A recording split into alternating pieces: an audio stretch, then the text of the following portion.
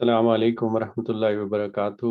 آج الحمدللہ ہم نے پہلے دو صورتیں جو قرآن پاک کی ہیں وہ ہم نے پڑھ لی تھیں، اس کو اپنی بساط کے مطابق سمجھنے کی کوشش کی تھی، سورہ بقرہ اور سورہ آل عمران۔ تو آج ہم تیسری صورت کا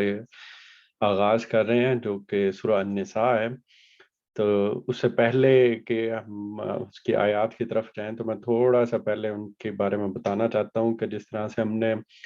سورہ بقرہ کو اور سورہ آل عمران کو پڑھا تھا تو ایک بالکل صاف واضح ہو گیا تھا کہ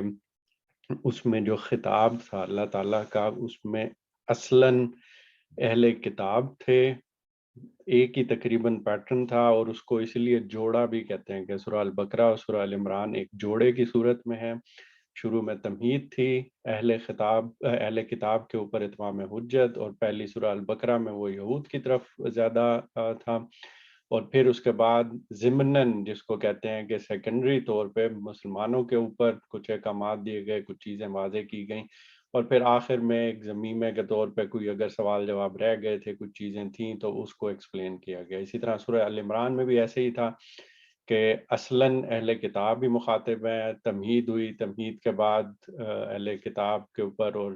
عیسائی جو تھے ان کے اوپر زیادہ تر فوکس تھا، ان کے اوپر توجہ کی گئی، اتمام حجت کیا گیا، پھر مسلمانوں کے لیے چیزیں کلیریفائی کی گئیں، چیزوں کو بتایا گیا، تزکیہ و تطہیر کا جو میں ورڈ یوز کرتا ہوتا ہوں وہ ہوا، اور آخر میں ایک دو چیزیں کچھ اوپن رہ گئی تھیں تو وہ ایکسپلین کر دیا گیا۔ سورہ النساء اور سورہ المائدہ اور النساء یہ بھی اسی طرح ایک جوڑے کی سی صورت میں ہے، اور اب اس میں کیا اہم بات ہے کہ اس میں اب مسلمان ہیں جن کی طرف مخاطب اللہ تعالیٰ ہوئے ہیں، اور مسلمانوں کو وہ ہدایات دی گئی ہیں جس کے اوپر جو ایک مسلم معاشرت ہوتی ہے، یعنی کہ ایک پوری جو آس پاس کے لوگوں کے ساتھ مل جل کر رہنا ہوتا ہے، جو جو معاملات پیش آتے ہیں، جو احکامات ہیں جو اللہ تعالیٰ کے، وہ چیزیں بتائی جا رہی ہیں، اور یہ ایسے موقع پہ بتائی جا رہی ہیں کہ یہ ہجرت کے بعد مدینہ میں اس وقت نازل ہوئی ہیں جب مسلمانوں کی ایک ریاست قائم ہو چکی ہوئی تھی، اور حضور پاک صلی اللہ علیہ وسلم کیا کر رہے تھے؟ اہل کتاب پہ اتمام حجت بھی کر رہے تھے، اور مسلمانوں کا تزکیہ و تطہیر، یعنی کہ ان کو پاک بھی کیا جا رہا تھا علائشوں سے، اور اس میں ساری چیزیں تھیں جس طرح سے میں کہتا ہوں جسمانی بھی، اخلاقی بھی، کھانے پینے کی اور عبادات تو ہیں ان سے، اور تطہیر یعنی کہ الگ الگ کیا جا رہا تھا، اور یہی دین کا اصل مقصد ہے۔ تو سورہ نساء میں اب ڈائریکٹ مسلمانوں کو اور ان کو حضور پاک صلی اللہ علیہ وسلم کے توسط سے وہ احکامات دیے گئے ہیں، اور اس کے ساتھ پھر جب سورہ مائدہ شروع ہوگی تو تب ہم اس کو بھی دیکھیں گے۔ تو سورہ نساء کا موضوع، اس کو مختصر الفاظ میں کہا جائے تو امت مسلمہ کے لیے صالح معاشرت جو ہے اس کی بنیاد کیا ہوتی ہے، اور اس کی بنیاد کے بعد اس کا تزکیہ اور تطہیر،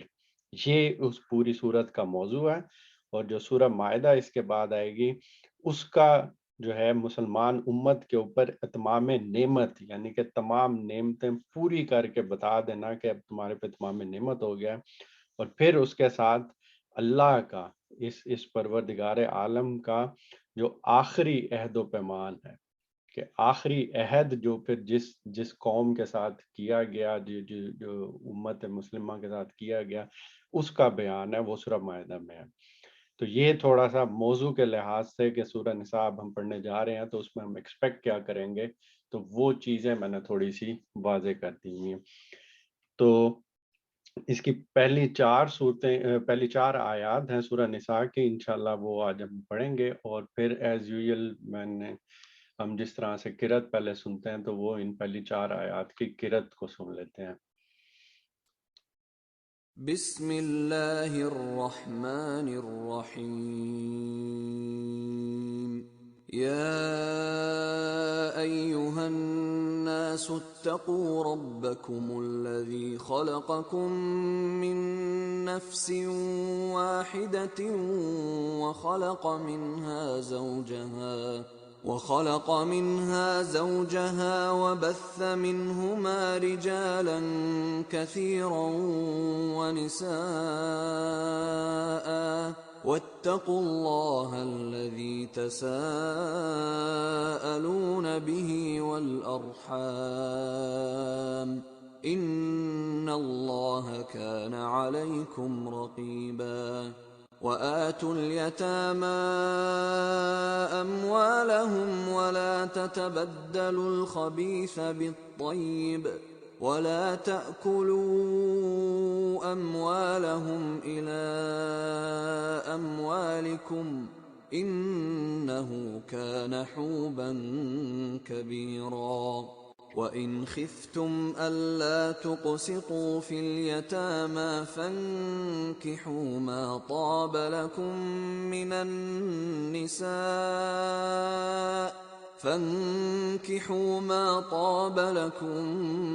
النساء مثنى وثلاث ورباع فإن خفتم ألا تعدلوا فواحدة أو ما ملكت أيمانكم ذلك أدنى ألا تعولوا وآتوا النساء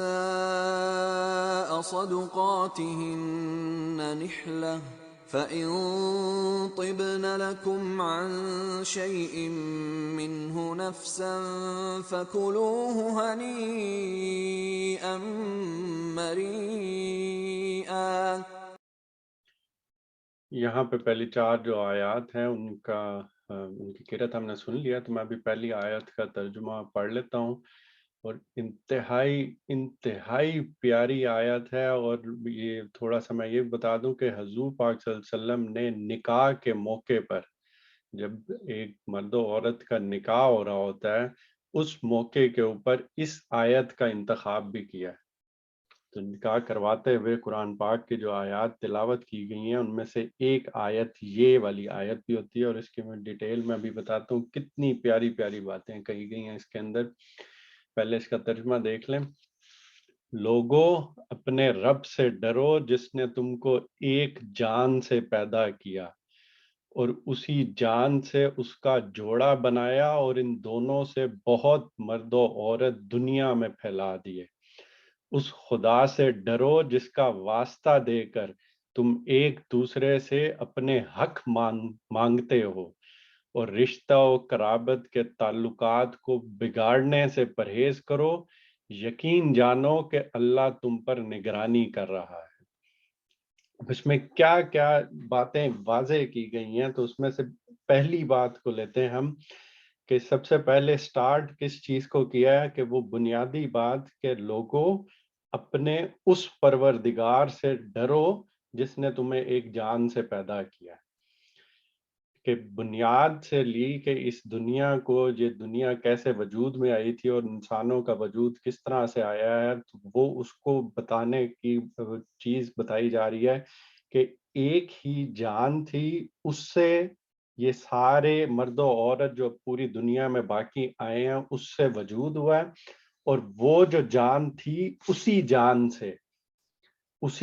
से उसका जोड़ा भी बनाया था। और यहाँ एक वो बारीक सा फर्क है जिसको बहुत सी जगहों पे जो मैं जहाँ तक समझ पाया हूँ, वो बहुत सी जगहों पे दूसरी तरह से समझा गया और उस तरह से नहीं समझा गया, जिससे एक लिहाज से, एक हद से वो चीज पैदा हो जाती है कि भाई मर्द को पहले बनाया गया और औरत को बाद में बनाया गया, और मर्द से औरत को बनाने का एक कॉन्सेप्ट बन गया हुआ था, जो कि कम से कम मेरे ज़हन में उस तरह से था। यहाँ बिल्कुल डिफरेंट बात की जा रही है। और डिफरेंट बात क्या की जा रही है कि एक जान, एक रूह जो फौंकी गई, या एक उस इंसान को पैदा किया गया, उसी रूह से, उसी जान से उसका जोड़ा भी बनाया गया था, उस औरत को भी बनाया गया था, जिसको हम हजरत आदम और अम्मा हवा कहते हैं। वो दोनों एक ही जान से बने थे, वो एक ही भोंक, या वो एक ही अल्लाह की जो उसका कहते हैं, वो दोनों एक ही उस चीज से बने थे।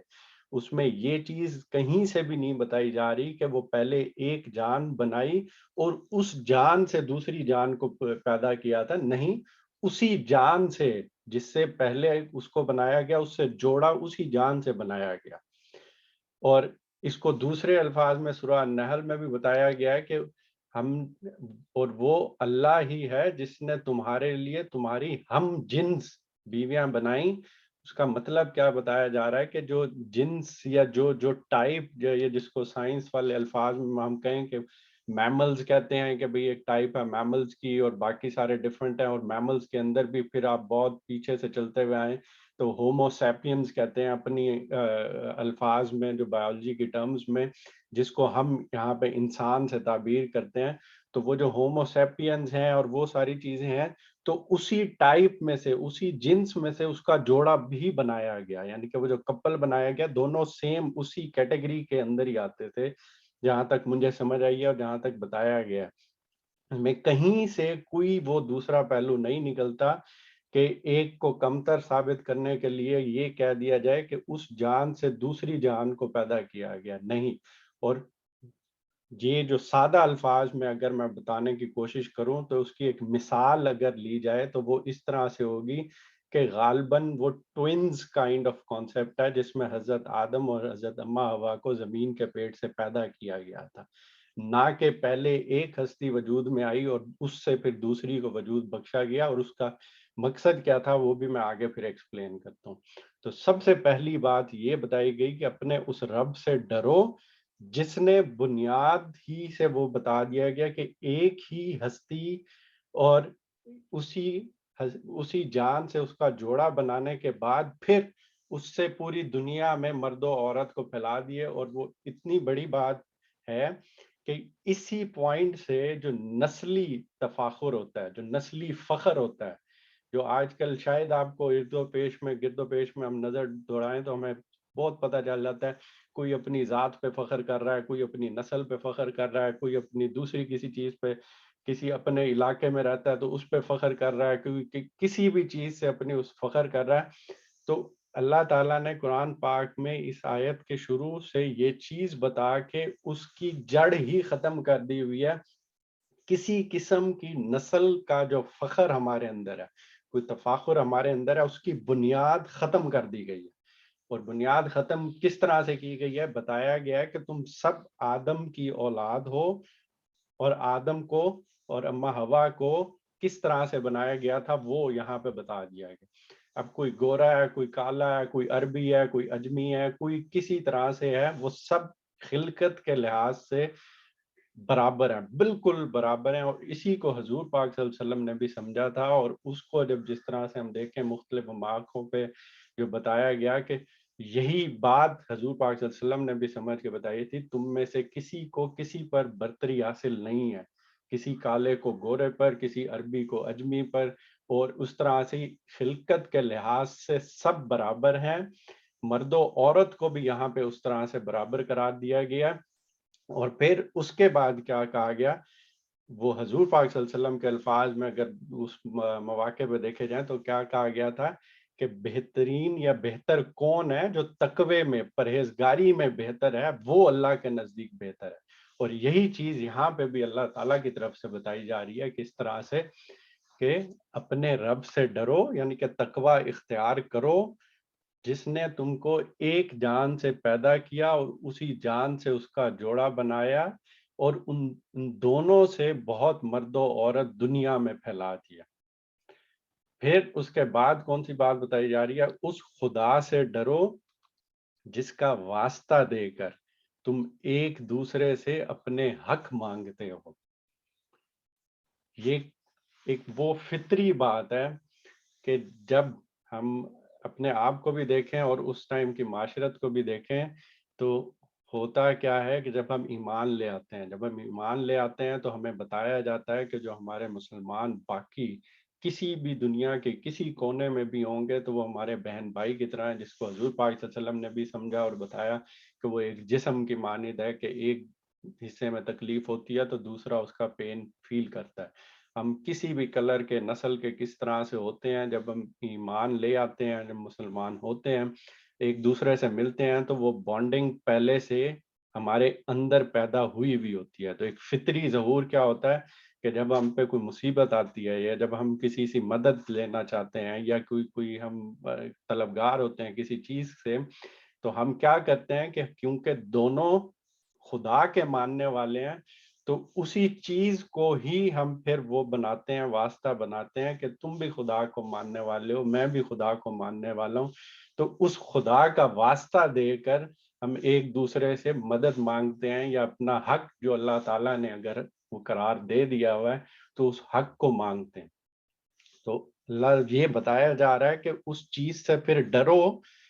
کہ جس کا تم واسطہ دے کے پھر ایک دوسرے سے اپنا مدد مانگتے ہو یا حق مانگتے ہو یا مدد چاہتے ہو. تو اس ہستی سے پھر ڈرو بھی صحیح. اور اس ڈرو کا مطلب میں بہت دفعہ بتا چکا ہوں کہ وہ جو خدا نے اپنی حدود طے کر دی ہوئی ہیں ان کو کراس کرنے سے ڈرنا ہے، نہ کہ یہ کہ وہ ایک خوفناک ہستی ہے نعوذ باللہ اور اس سے ویسے ہی بندہ ڈرتا رہے. یہ کہ اللہ تعالیٰ نے اس دنیا میں گزارنے کے لیے جو طریقے بتائے ہیں، جو حدود طے کر دی گئی ہیں، اسی کے اندر رہتے ہوئے زندگی گزاری جائے اور حدود کے پاس نہ جایا جائے اور پھر ان کو حدود کراس کرنے سے ڈرا جائے.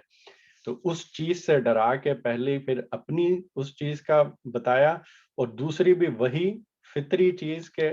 اللہ تعالیٰ نے ایک رشتہ قرابت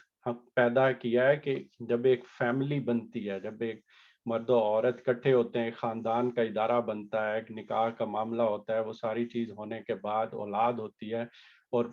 اس سے پھر آگے رشتے پیدا ہوتے ہیں جس میں بہن بھائی سے لے کر کزن سے لے کر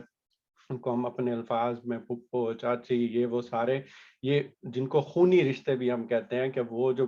رحم کا رشتہ ہے، ماں کے پیٹ کے اندر سے آنے کی وجہ سے جو رشتہ پیدا ہوتا ہے، تو ان کو توڑنے سے ڈرو کہ اس چیز کے بارے میں انتہائی احتیاط سے کام کرو کہ جو اللہ نے تمہارے لیے چنی ہے. کیونکہ بہن بھائی کا انتخاب میں نے خود نہیں کیا، یہ اپنے یہ جو سارے خونی رشتہ دار جس کو ہم جس طرح سے کہتے ہیں ان کا انتخاب میں نے خود نہیں کیا، وہ اللہ تعالیٰ نے میرے لیے انتخاب کیا ہے. تو آگے بڑھ کے مجھے اسے قبول کرنا ہے، مجھے ان کے ساتھ زندگی کے معاملات پیش آئیں گے، انہی کے بارے میں مختلف جگہوں پہ ان کے حقوق قائم کر دیے گئے ہیں، ان کو بتایا گیا ہے کہ ان کی پریورٹی کیا ہے. تو اس کو بگاڑنے سے یا ان کو توڑنے سے ڈرو. اور یہاں پہ وہ بتایا جا رہا ہے کیوں ڈرو، کیونکہ پھر یہ یقین رکھو، یہ یقین جانو کہ اللہ تم پر نگرانی کر رہا ہے. یہ ایسے نہیں ہے کہ یہ دنیا بنا دی گئی، یہ دنیا بنا دی گئی اور بس وہ اب جو بھی پیدا ہو رہا ہے اس کی مرضی، وہ جو چاہے مرضی کرتا رہے، کوئی پوچھنے والا نہیں ہے، کوئی کچھ کرنے والا نہیں ہے. نہیں، یہ ساری باتیں کس وجہ سے بتائی جا رہی ہیں اور کلیئر کی جا رہی ہیں کہ اللہ تم پر نگرانی کر رہا ہے اور پھر ہمیں اسی اللہ کے پاس ہی جانا ہے، اس کے سامنے پیش آنا ہے اور پھر یہی باتیں بتائی جائیں گی، سنائی جائیں گی کہ کیا تمہیں بتایا نہیں گیا تھا کہ یہ چیزیں نہیں کرنی. تو اس معاملے میں بھی پھر اسی طرح سے ہی انتہائی احتیاط اور انتہائی ایک اچھا اخلاقی رویہ اور وہ ساری چیزیں اختیار کرنی چاہیے. اللہ اور پھر جو اللہ کے بندے ہیں ان کا واسطہ دے کے جو مدد لی جاتی ہے، اور پھر جو رحم کے سے رشتے وجود میں آتے ہیں جن کو ہم خونی رشتے کہتے ہیں، ان کو بگاڑنے میں، ان کو توڑنے سے ڈرو، پرہیز کرو اور اللہ تم پر نگرانی کر رہا ہے. تو اگر میں اس صرف ایک آیت کا خلاصہ کروں تو 4 بنیادی باتیں جو کلیئر کر دی گئی ہیں وہ کون کون سی ہیں کہ سب سے پہلی بات تقوی کی ہدایت کی گئی ہے، اللہ سے ڈرنے کی ہدایت کی گئی ہے. اور یہ بہت ایک خاص موقع محل ہے کیونکہ اس کے بعد احکامات دیا جا رہے ہیں مسلمانوں کو، اور اس کے شروع میں ہی بتایا گیا کہ وہ تقوی اختیار کرو. یہ دنیا آپ سے آپ وجود میں نہیں آئی، یہ جو انسان ہے یہ خود بخود وجود میں نہیں آئے، یہ سارا کچھ اللہ نے ہی پیدا کیا ہے جو سب کا خالق ہے اور رب بھی ہے. تو اس لیے اب یہ کسی کے لیے جائز نہیں ہے کہ وہ اب آ گیا تو اب جو کچھ مرضی کرتا پھرے، دھاندلی مچاتا پھرے. دوسری چیز کیا بتائی گئی ہے کہ یہ جو پوری کی پوری نسل انسانی ہے، یہ پوری کی پوری نسل انسانی ایک ہی گھرانہ ہے، ایک ہی پیدا کیا ہوا اللہ تعالیٰ کا گھرانہ ہے. اور وہ گھرانہ کہاں سے آغاز ہو رہا ہے؟ وہ حضرت آدم اور اماں حوا سے ہو رہا ہے، اس گھرانے سے. تو سب کو اللہ تعالیٰ نے آدم و حوا کی نسل سے پیدا کیا ہے، اور اسی وجہ سے نسل آدم ہونے کے اعتبار سے ہم سب کے سب برابر ہیں. اور اسی پہلو سے کسی عربی کو عجمی پہ، کسی افریقی کو ایشیائی میں، کسی کو کسی طرح سے کوئی فرق نہیں ہے، کوئی کسی کو برتری حاصل نہیں ہے، سب کے سب خدا کی مخلوق ہیں، سب آدم کی اولاد ہیں۔ اور اس کے بعد تیسری جو چیز ہے کہ جس طرح سے حضرت آدم تمام نسل انسانی کے باپ ہیں، اسی طرح جو اماں حوا ہیں وہ تمام نسل انسانی کی ماں ہیں، اور دونوں کو بنانے کا طریقہ بھی اللہ تعالیٰ نے بتا دیا کہ دونوں کو ایک ہی جان سے پیدا کیا ہے، اور وہی جان جو حضرت آدم کے لیے تھی وہی جان حضرت اماں حوا کے لیے تھی، ایک ہی جان ہے اور ایک ہی جنس میں سے ہیں، ایک ہی اس میں سے ہیں۔ تو اس وجہ سے کہ جو میل یا فیمیل میں یا مرد و عورت میں کہ کوئی کسی سے کمتر ہے یا کوئی کسی سے برتر ہے، تو اس سلسلے میں بھی کسی قسم کی کوئی برتری یا کوئی کمتری نہیں رکھی گئی۔ ان کے مرد و عورت بھی برابر ہیں، تمام کنبہ بھی حضرت آدم کا چلتا ہوا آ رہا ہے، اور عورت بھی اسی طرح سے اللہ تعالیٰ کی مخلوق ہے جس طرح سے مرد اللہ تعالیٰ کی مخلوق ہے، اور وہ شرف انسانیت میں برابر کے شریک ہیں۔ تو ان کو کسی قسم کی کمتر مخلوق سمجھ کے نہ ان کے حقوق سے ان کو محروم کیا جا سکتا ہے، نہ ان کو کمزور خیال کر کے ان کو کسی قسم کا ظلم و ستم کا نشانہ بنایا جا سکتا ہے۔ تیسری بات ہو گئی، اور چوتھی بات یہ کہ جو خدا کا واسطہ دیا جاتا ہے اور جو خونی رشتوں کا واسطہ دیا جاتا ہے، جو رحم کا یعنی ماں کے پیٹ کا جو واسطہ جس سے ہمارے یہ سارے رشتے وجود میں آتے ہیں، یہ شروع ہی سے ایک دوسرے کے ساتھ تعاون اور ہمدردی کا ایک بنیادی محرک رہا ہے، کہ جس طرح سے کبھی کوئی مشکل یا خطرے کا سامنا پیش آتا ہے، تو جس طرح سے ہم خدا کا واسطہ یا اس رشتہ داری کا واسطہ دے کے جو اپیل کی جاتی ہے، تو یہ فطرت پر ہی مبنی ہے، اور اسی فطرت پر مبنی ہونے کا تقاضا بھی یہی ہے، جس کو باقی جگہوں پہ پھر قرآن میں یہ چیزیں تھوڑی سی واضح بھی کی گئی ہیں کہ خدا کے بعد والدین اور والدین کے بعد رشتہ داروں کے حقوق جو ہیں وہ سب سے پہلے آتے ہیں۔ اس میں اگر آپ نے کسی کو مدد کرنی بھی ہے تو آپ اپنے اسی ترتیب سے جائیں گے، والدین، والدین کے بعد رشتہ دار، رشتہ داروں کے بعد یتیم مسکین، اور پھر مسافر، اور باقی پھر جو باقی سارے لوگ آئیں گے، اور اسی چیز کو یہی یہاں پہ تھوڑا سا بتایا گیا ہے، اور یہ بھی بتایا گیا کہ اب تم ان کا واسطہ دے کے یہ ساری چیز مدد مانگتے ہو، تو دوسری طرف اس واسطے کی وجہ سے جو تم پر فرائض عائد ہوتے ہیں اس کا خیال بھی کرو، کہ تقوی اختیار کرو، اس خدا سے ڈرو بھی صحیح جس کا پھر واسطہ دیا جاتا ہے۔ تو یہ چار بنیادی باتیں اس ایک آیت میں اللہ تعالیٰ کی طرف سے واضح کی گئی ہوئی ہیں، اور جیسے میں نے بتایا کہ نکاح کے ٹائم پہ اس آیت کا بھی انتخاب حضور پاک صلی اللہ علیہ وسلم نے بھی کیا تھا جب ایک ادارہ وجود میں پایا جا رہا تھا۔ اب اس کے بعد اگلی چیز، یتیموں کے مال ان کو واپس دو، اچھے مال کو برے مال سے نہ بدل لو، اور ان کے مال اپنے مال کے ساتھ ملا کر نہ کھا جاؤ۔ یہ بہت بڑا گناہ ہے، اور اس کو ایک اور جگہ پہ جس طرح سے کہا ہے کہ اگر کسی یتیم کا مال جس طرح سے کھاتے ہیں تو ایسے ہی ہے جیسے اپنے پیٹ میں انگارے بھرنے کے مترادف ہے۔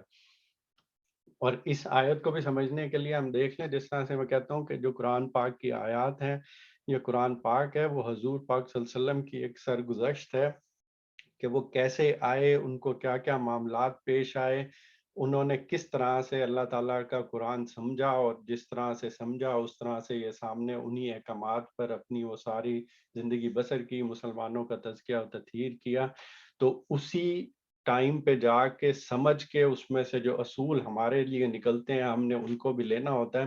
تو یہاں پہ بھی اس آیت کو دیکھیں تو ہم اس معاشرت میں جا کے پہلے دیکھتے ہیں تو ایک تصویر سی جو سامنے آتی ہے وہ کیا ہے کہ ایک چھوٹی سی بستی ہے مدینہ کی، جس میں مسلمان اب ایک ریاست وجود میں آ رہی ہے، ہجرت کر کے بھی لوگ آ رہے ہیں، جنگوں میں بھی حصہ لیا جا رہا ہے، اور اس میں زیادہ تر کیا چیزیں تھیں، زیادہ تر اس طرح سے تھا کہ مرد باہر کے کام کرتے تھے، مویشی تھے،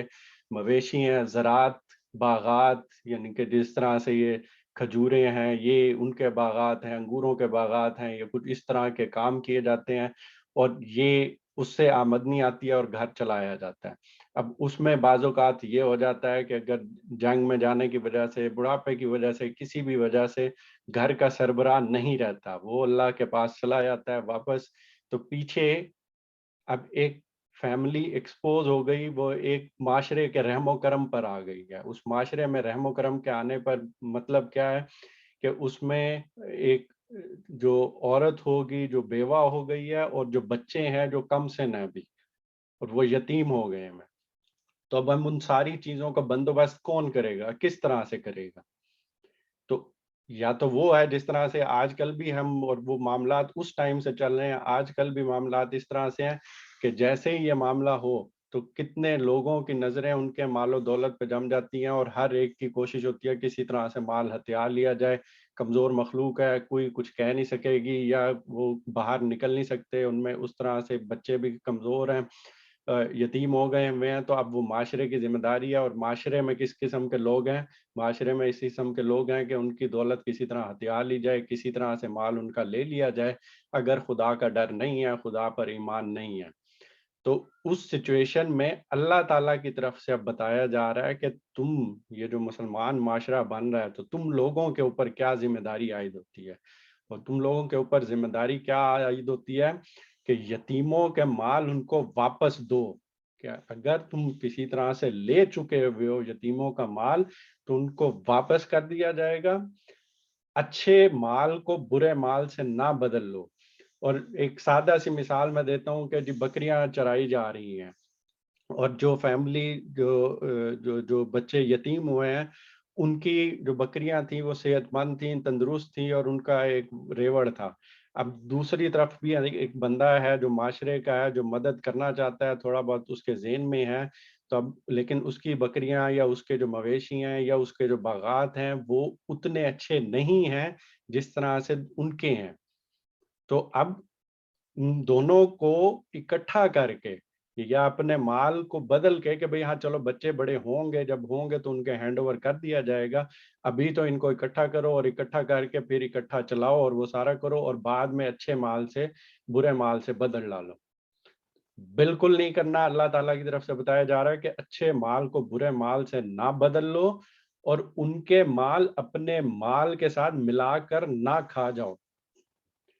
کہ پھر وہی والی بات آ گئی کہ ہاں جب بچے بڑے ہوں گے یا کچھ اس طرح کی چیز آئے گی، جب وہ اس لیول تک پہنچیں گے کہ جب ان کو مال واپس کر دیا جائے گا، ابھی تو اکٹھا کرو، ابھی اکٹھا کر کے سارا کچھ ملا کے، اور جو بھی منافع آتا ہے وہ سارا کچھ ہوتا ہے دیکھا جائے گا، اور جب بچے بڑے ہو جائیں گے تو پھر دیکھا جائے گا کہ کس طرح سے ان کو واپس کرنا ہے. تو نہیں، ان کا مال اپنے مال کے ساتھ ملا کر نہیں کھانا. کیوں نہیں کھانا؟ کیونکہ یہ بہت بڑا گناہ ہے، اور جس طرح سے میں نے کہا کہ آگے اگلی آیات میں آئے گا، وہ ایسے ہی ہے کہ اپنے پیٹ میں انگارے بھرنے کے برابر ہے. کہ ایک جو مخلوق اللہ کی ہی مخلوق ہے، اور اب اس پوزیشن پہ آ گئی ہوئی ہے کہ وہ اب معاشرے کے رحم و کرم کے اوپر ہے، تو ان کے ساتھ ایک اصل مسلمان کا، ایک اچھی معاشرت کے مسلمانوں کا رویہ کیا ہونا چاہیے، اس میں پہلی ہی ان ساری چیزوں کو بتا دیا گیا کہ یہ کام نہیں کرنا. یعنی کہ پورا اس آیت کا مدعا کیا ہے کہ یتیموں کے سرپرست ان کے مال ان کے حوالے کریں، اسے خود ہضم کرنے کی کوشش نہ کریں. ظلم و انصافی کر کے اگر یتیم کا مال ہڑپ کرنا ہے تو وہ جیسے اپنے پیٹ میں آگ بھرنا ہے. کوئی شخص بھی اپنا برا مال ان کے اچھے مال سے بدلنے کی کوشش بھی نہ کرے، اور نہ ہی کوئی انتظامی سہولت کی نمائش کر کے کہ بھئی میں انتظام کر رہا ہوں اور میں سارا کچھ کر رہا ہوں، اس کو اپنے مال کے ساتھ ملا کر کھانے کے مواقع پیدا کر دیے جائیں. تو اگر کسی قسم کا اختلاط ہوتا بھی ہے تو وہ کس وجہ سے ہے کہ وہ خود بد کرنے کے لیے نہیں، بلکہ ان کی بہبود کے لیے، ان کے معاملات کے لیے ہے. اور پھر اس کے بعد یہ کیا چیز کہی جا رہی ہے، اور یہ بھی انتہائی اہم آیت ہے، اس کو سمجھ لینا بہت بہت ضروری ہے، ورنہ یہ بہت ڈفرینٹ کانٹیکسٹ میں آ گئی ہے. اور اگر تم یتیموں کے ساتھ بے انصافی کرنے سے ڈرتے ہو تو جو عورتیں تمہارے لیے موزوں ہوں. یہاں میں الفاظ ایک دوسری جگہ سے لے رہا ہوں کیونکہ یہاں مودودی صاحب نے جو لفظ استعمال کیا ہے وہ ایک دوسری جگہ ڈفرینٹ استعمال ہوا، اور میرا رجحان دوسری طرف ہی ہے کہ جو عورتیں تمہارے لیے موزوں ہوں. ان میں سے 2 3 4 سے نکاح کر لو، لیکن اگر تمہیں اندیشہ ہو کہ ان کے ساتھ عدل نہ کر سکو گے تو پھر ایک ہی بیوی کرو، یا ان عورتوں کو زوجیت میں لاؤ جو تمہارے قبضے میں آئی ہیں، بے انصافی سے بچنے کے لیے یہ زیادہ قرین ثواب ہے۔ اب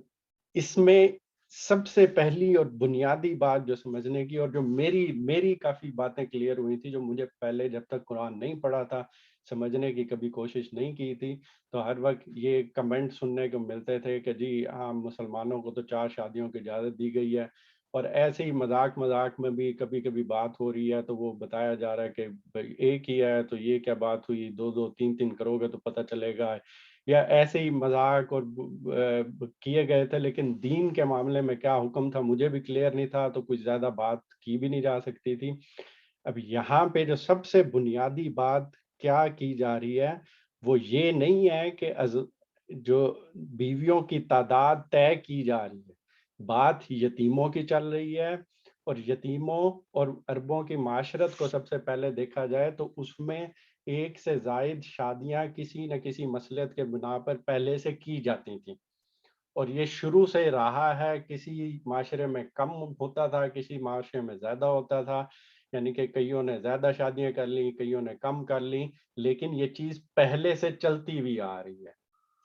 اب قرآن پاک میں جب اللہ تعالیٰ یہ چیز نازل کر رہے ہیں تو اللہ تعالیٰ نے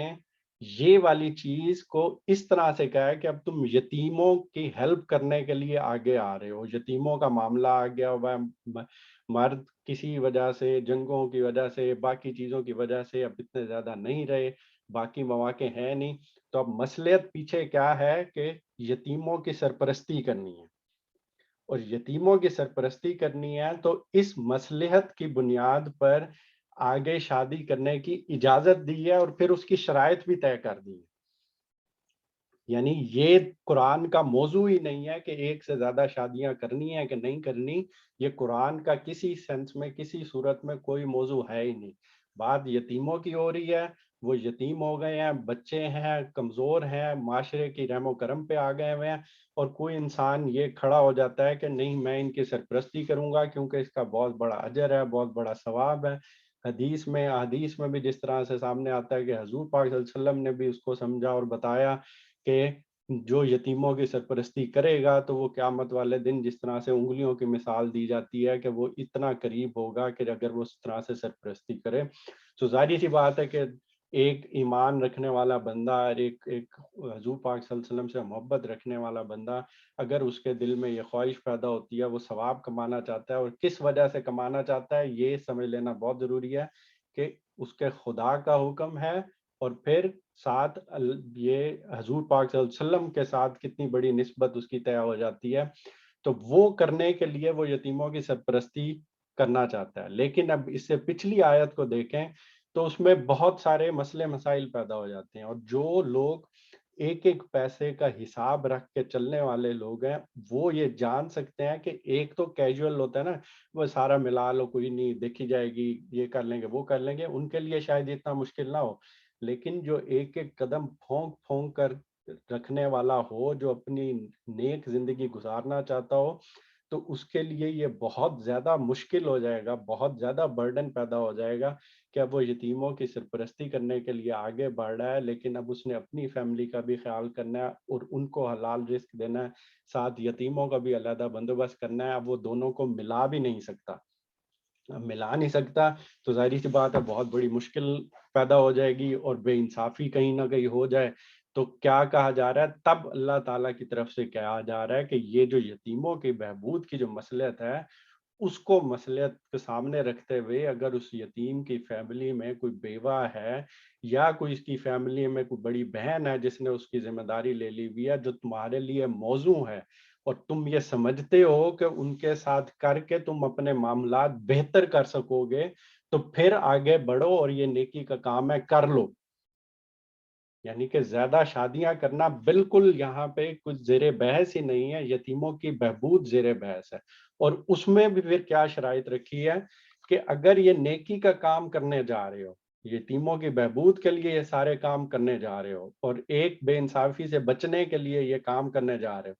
لیکن تمہیں یہ اندیشہ بھی ہو کہ تم یہ انصاف نہیں کر سکو گے، یعنی کہ اب فیملی ہو جائے گی، 2 فیملیز ہو جائیں گی یا اس طرح سے ایک چیز ہو جائے گی، تو تم انصاف نہ کر پاؤ گے فیملی کے درمیان، تو نہیں کرو، تم یہ نیکی کا کام بھی نہ کرو، تو پھر ایک ہی جو جس کے ساتھ ہوئی ہے وہ کرو۔ اور انسان کی فطرت میں یہ چیز رکھی گئی ہے کہ حضرت آدم کے لیے بھی جب جوڑا بنایا گیا تھا تو اللہ تعالیٰ نے ایک ہی جوڑا، ایک ہی حضرت اما حوا کو بنایا گیا، تو انسان کی فطرت میں ایک ہی بیوی ہے، وہ اور اللہ تعالیٰ کے اس اقدام سے سامنے آتی ہے۔ جو باقی مصلحتیں ہیں، ثواب کمانا ہے، وہ کرنا ہے، تو اس میں ایک مصلحت کو مد نظر رکھتے ہوئے اس چیز کی پھر اجازت دی گئی، اور اس چیز پہ بھی لمٹ کر دی گئی کہ اس میں بھی 4 سے زیادہ نہیں کی جا سکتی،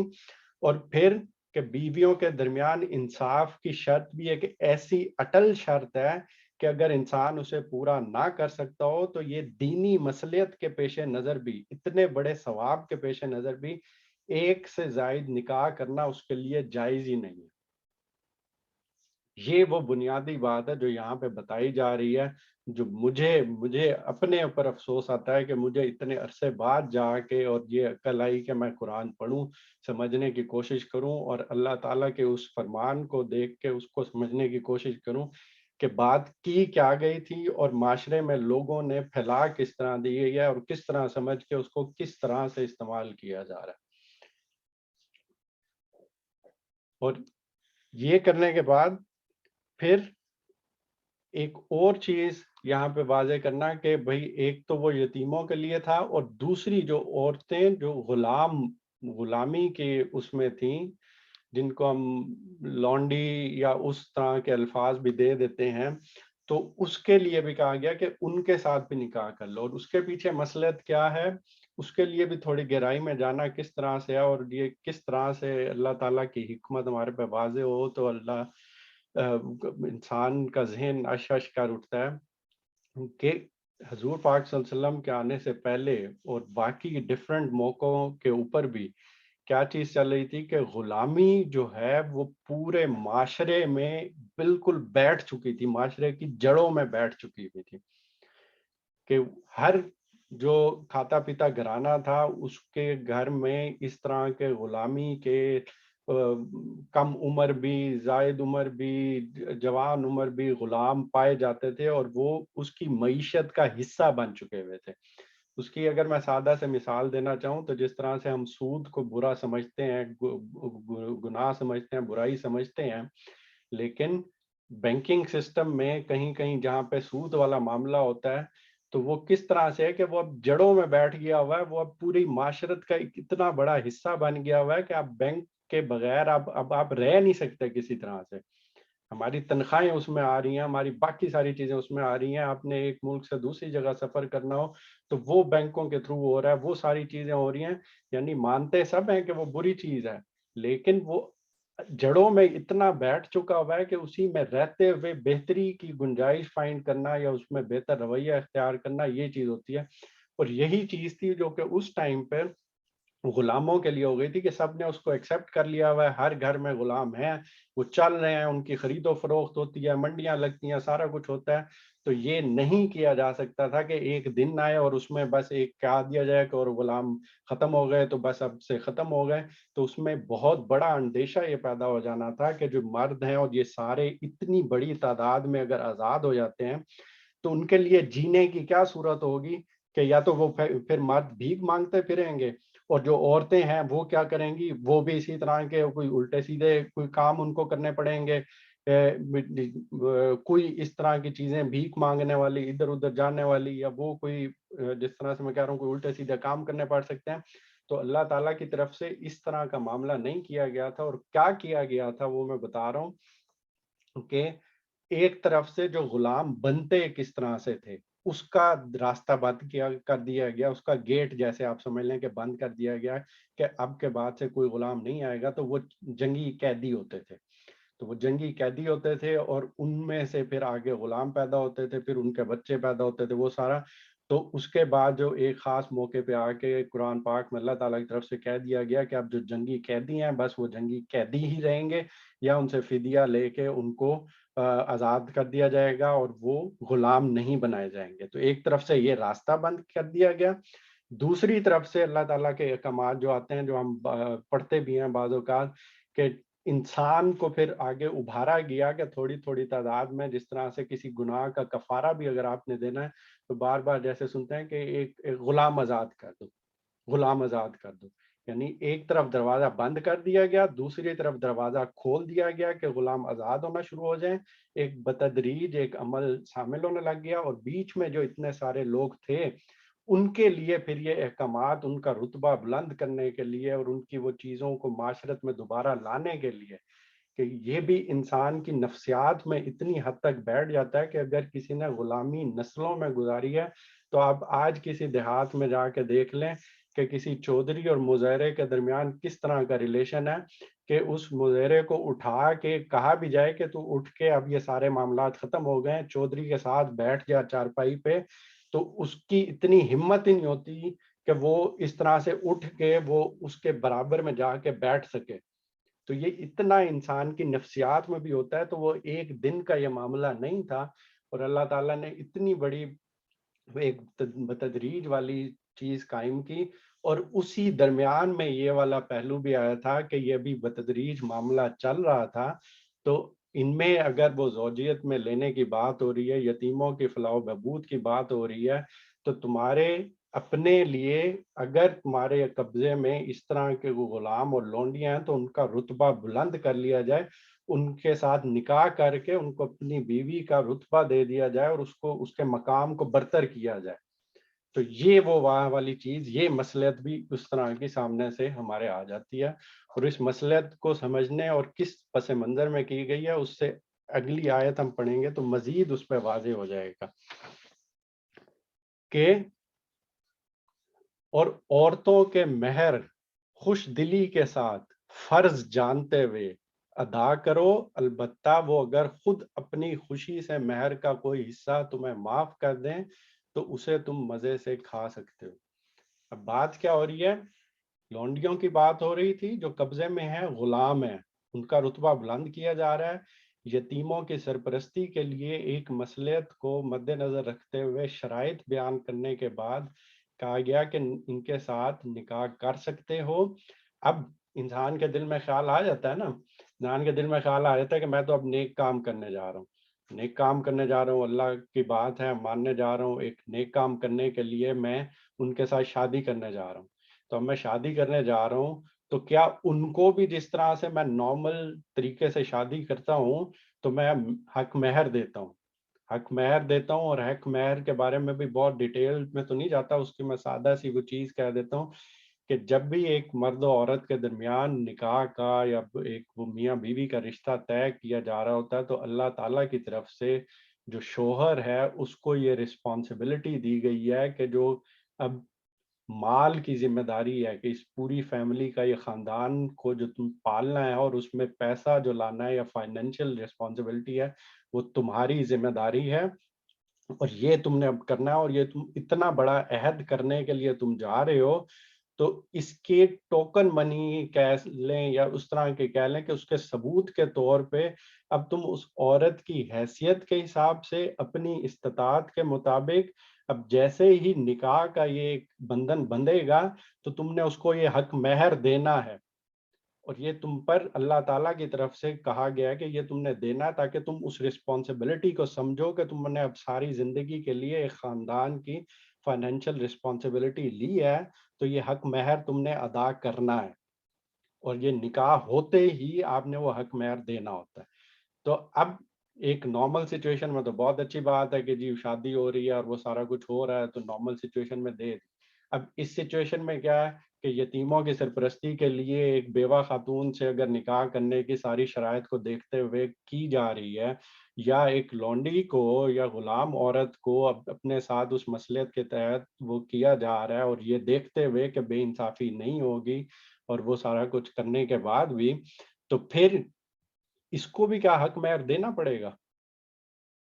تو اللہ تعالیٰ کی طرف سے کیا کہا گیا؟ بالکل دینا ہوگا اور خوش دلی کے ساتھ دینا ہے اور فرض جانتے ہوئے دینا ہے، کیونکہ یہ چیز نہیں ہونی چاہیے کہ تم اپنی طرف سے نیکی کرنے کے لیے وہ کرو اور ان کا رتبہ کم کر دو کہ ان کو حق مہر نہیں دینا کیونکہ یہ ایک ویسے ہی کمزور طبقے سے تعلق رکھتے ہیں تو ان کو حق مہر نہ دیا جائے. نہیں، دینا ہے، خوش دلی کے ساتھ دینا ہے. لیکن اگر وہی عورت آگے بڑھے اور وہ کہہ دے کہ مجھے نہیں چاہیے یہ، تمہاری طرف سے کسی قسم کا کوئی مطالبہ نہیں ہوگا، لیکن اگر وہ ہونے والی بیوی، وہ غلام یا وہ بیوہ عورت کہہ دے کہ نہیں مجھے نہیں چاہیے، کوئی حصہ بھی اگر تمہیں معاف کر دے تو پھر تمہارے لیے جائز ہے، ورنہ نہ اللہ کی طرف سے تمہارے لیے جائز ہے نہ اس عورت کی طرف سے تمہارے لیے جائز ہے، بے شک تم ایک نیک کام کرنے کے لیے جا رہے.